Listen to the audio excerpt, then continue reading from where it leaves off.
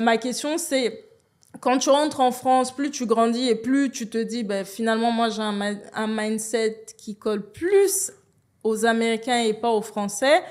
Comment tu es, enfin, déjà, comment tu ressens les choses quand tu es en France? Est-ce que tu es plutôt dans le mood de, je vais essayer d'imposer ce mindset-là dans ma sphère d'influence, ou est-ce que non, il faut absolument que je parte, j'en peux plus? Et deux, une fois que ça c'est dit, comment on en arrive à Business Africa, la matérialisation de Business Africa dans ta tête? Il y a plusieurs étapes. Mais il y a quelque chose, je dis que j'ai fait beaucoup de retours entre la France et le Canada. Mais à 15 ans, je vais aux États-Unis. En 2001, D'accord. 15 ans, je vais aux États-Unis, à New York précisément. Et c'est là que ça change pour moi. D'accord. Pourquoi? Parce que là, en fait, bon, il y a le Canada, c'est top. Mais quand tu vas à New York aux États-Unis, tu vois cette communauté noire et tu vois, j'avais jamais vu, après tu me dis, j'avais 15 ans, j'avais jamais vu autant de noirs en costume cravate sortir de banques, des banquiers, des avocats et autres. Je me dis, purée. Et à l'époque, je découvre aussi BET, tout ça, je dis, purée, c'est un truc de fou.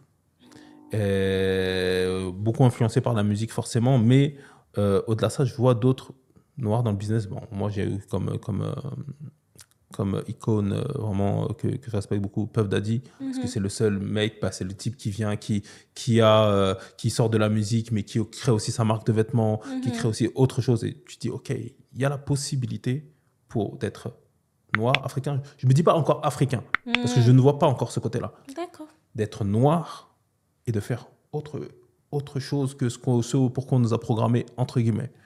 Et tu vois quelqu'un comme Puff Daddy qui touche un petit peu à tout aussi.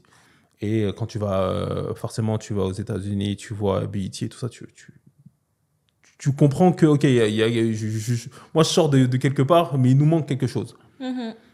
16 ans et demi, bon, je ne fais pas grand-chose en France. Bon, je suis étudiant, je suis en BEP. À 16 ans et demi,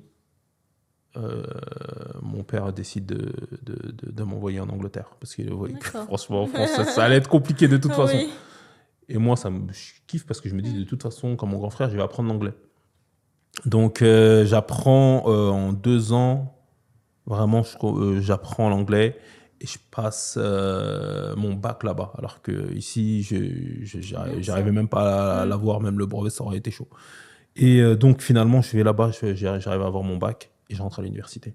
Good. Super. Donc je rentre à l'université et j'apprends en fait, quand j'entre à l'université là-bas, bien sûr j'ai fait des voyages aux États-Unis entre-temps, forcément, mais quand j'arrive à l'université là-bas, il y a quelque chose qui s'appelle ACS, African Caribbean Society. Et tu as un African Caribbean Society dans chaque université en Angleterre. Ce sont les étudiants noirs, donc afro-caribéens, qui se réunissent. D'accord. Mais ce sont des étudiants. Et regarde à quel point ça me frappe. Parce que je vois des gens de mon âge où on ne parle pas de, comme j'avais l'habitude de le faire en France, on parle de foot, du Paris Saint-Germain, mais à l'époque, c'était qui était là? C'était Okocha, c'était Ronaldinho et tout ça. Mais ce sont nos sujets de conversation et de rap et de hip-hop et des meufs et tout ça. Et ce sont nos sujets de conversation quand je suis en France. Mais quand j'arrive là-bas, je vois des gens qui ont le même âge que moi, et qui connaissent mieux l'histoire de l'Afrique que moi. À la fois, ils connaissent l'histoire de l'Afrique, et ils connaissent l'histoire des Noirs dans le monde, ils connaissent l'histoire des Noirs américains, et ils connaissent leur propre histoire à eux en tant que Nigériens, en tant que Jamaïcains, en tant que... Mais moi, je ne connais pas tout ça. Je ne connais pas mon histoire en tant que Congolais.